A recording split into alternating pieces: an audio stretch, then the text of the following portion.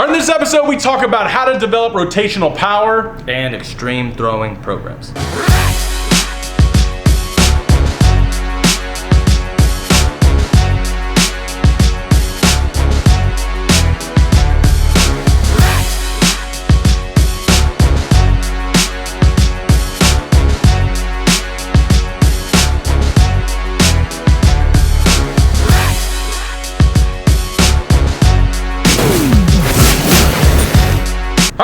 Stephen Gonani here at the Top Velocity #Pitch Tips Show, Twitter, Facebook, Instagram, Snapchat, Top Velocity #Pitch Tips. Ask your question, answer on the show, baseball tips as well. This is our 200th episode. Congratulations. Boom. Hit us up on Snapchat, something we've really been going hard at. We want to answer all your questions. We want to put out free content, lift drills, and exercises that support throwing velocity, pitching velocity. I want to keep giving you good stuff. It's a great place for you to interact with us, communicate with us, and get on there and tell others about it, and keep hitting us up on Snapchat. And that's pretty much it. Let's get started. What's the question for today? Lock That Leg asks, what is the best way to build rotational power? Now, this is a loaded question, and we'll give it to Adam Garcia as much as it's actually Kevin, but Kevin and Adam took it from Kevin. Yeah. But well, this a 3x approach is a linear movement with a rotational complement. So that is what I believe, and what all the study and the research I've done constantly supports, is that high velocity pitchers rely heavily on the linear movements down the mound, and then they build their rotational movements off of that. Of course, you need to be strong in resisting the rotational torques in the core, in the shoulder, and the elbow. And you're asking what's the best way to build rotational power? And that would be where that power exists, is having good core strength rotationally, having good shoulder strength rotationally. But at the same time too, in a more linear approach, we are going to reduce a lot of the rotational torques. So we're not going to have to, we're going to reduce the compression forces on the shoulder. So I do want strong upper bodies, but I don't want you to think top down. I want you to think bottom up. Actually, the more force we get up, the less torques, that compression forces we should be putting on there compared to most guys throwing at that velocity. So in the rotational power development, a lot in the core. It's going to be heavy in the core. It's, yes, building the upper body, but heavy in the core. But more important is developing the linear power first and complement it with the rotational power. I think flawed approaches are approaches that are just pure rotational, like pitchers are transverse movers. I've never seen a pitcher lift his leg and just rotate and throw right off the mound. Like, I've never seen that happen like this. I've seen a lot of pitchers, ones we typically watch, they start moving lateral, what we call the frontal plane, and they move laterally, and they initiate a lateral drive, and then they hit front foot. And going to that front foot, they open, so it starts rotation, and then the drive, the hips, power rotation, the trunk counters, and now the rotational movements are all occurring. And that's where that trunk power needs to be developed, that rotational power needs to be, you need to develop to handle and resist that, because all that linear energy through the hips is converting into a rotational torque that you have to resist and develop power. But then it moves forward, and then typically the pitchers that we watch that correlate to high ball speeds and healthy arms, the trunks go forward and the arms load back. And then they internally rotate pronate, and everything finishes forward. That's called a sagittal movement.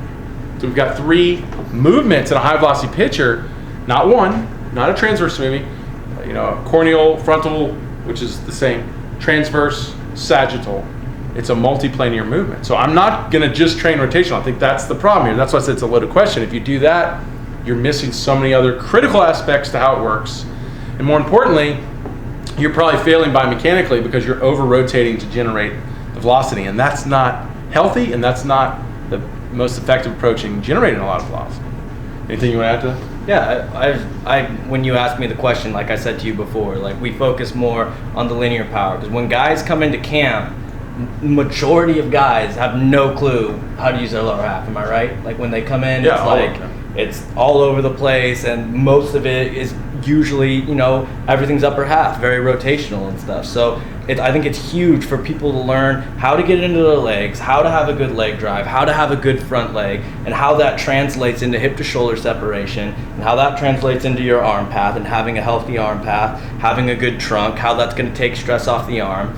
And then once you start learning more about the lower half and developing that lower half power, then you can start adding in some of the, I mean, we still add it in even when we're building it, but that's when you start using the exercises to build rotational power in. And that's, I think, comes a lot in our, even just in our med ball drills when we're in separation and driving, doing a linear movement with the drive and still trying to hold everything back in separation.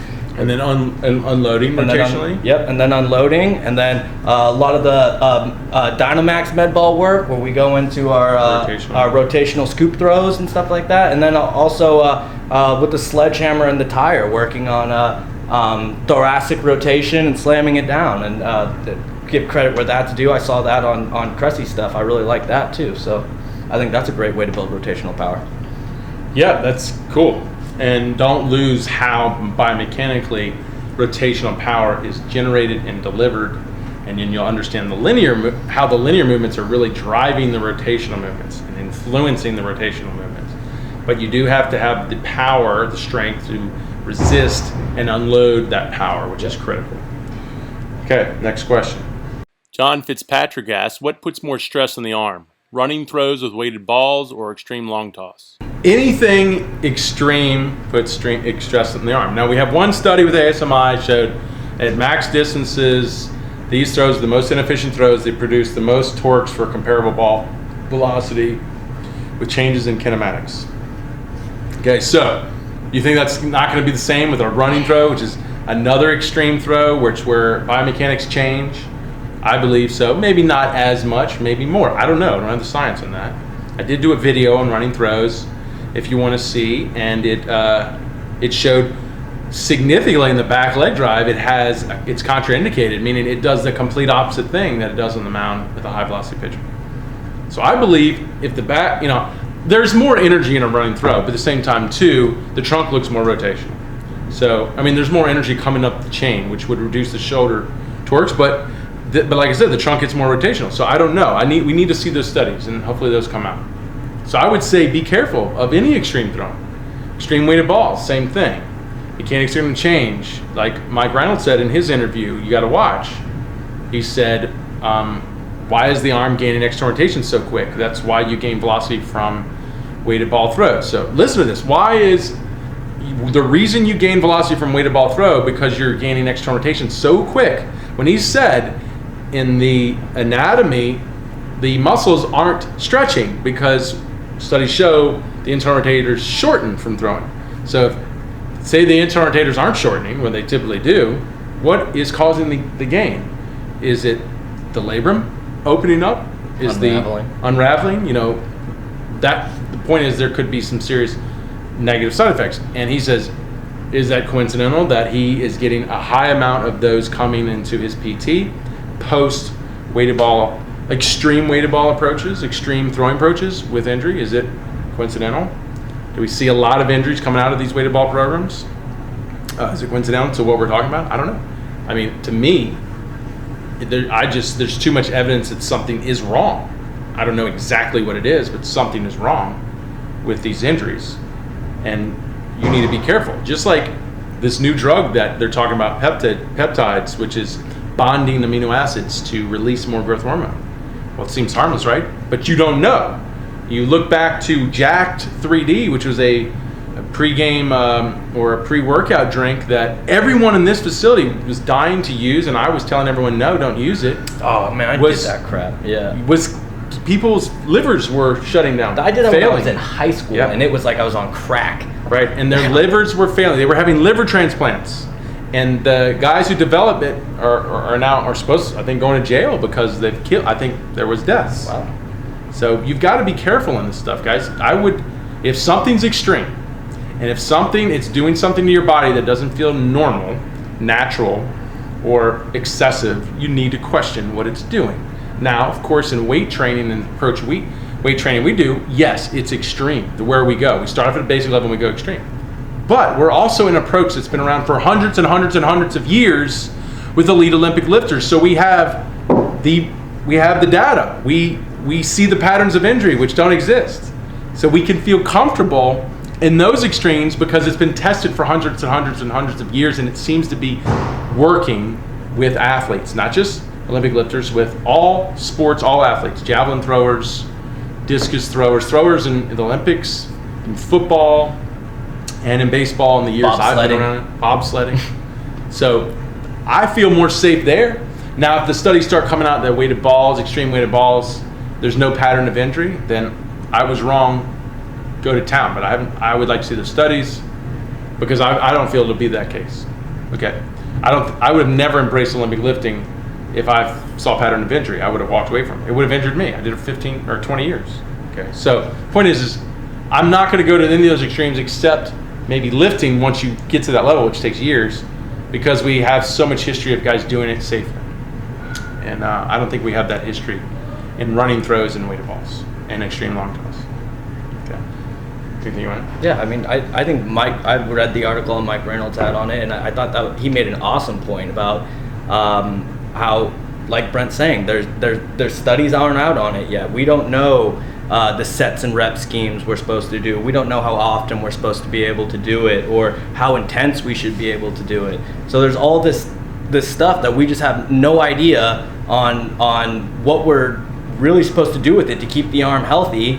And then with all these extreme weighted ball programs, and we've heard from extreme long toss, we've seen the ASMI studies on how it changes kinematics and puts torques in the arm. So like the cat's out of the bag on that one. Not so much yet on weighted balls, but like Brent's saying, there's something going on. Like we get too many phone calls of people telling us that they hurt themselves doing a weighted ball approach, or me getting phone calls from my friends who play in college who said their whole team was doing it, and a majority, not majority, but a good percentage of the guys hurt their arms after doing it. There's something going on, and the studies are going to show something when it comes out, is what I would think as well. Or we're just wrong. Or we're wrong, but I don't see how or we're it was wrong. the weather. Yeah. Something else was causing it, but I don't know. I don't think we'll be wrong. So there you have it. Good question. Please get us up on Snapchat, and we'll give you as much good content as we can. We'll answer all your questions, and then we'll see you on the next episode.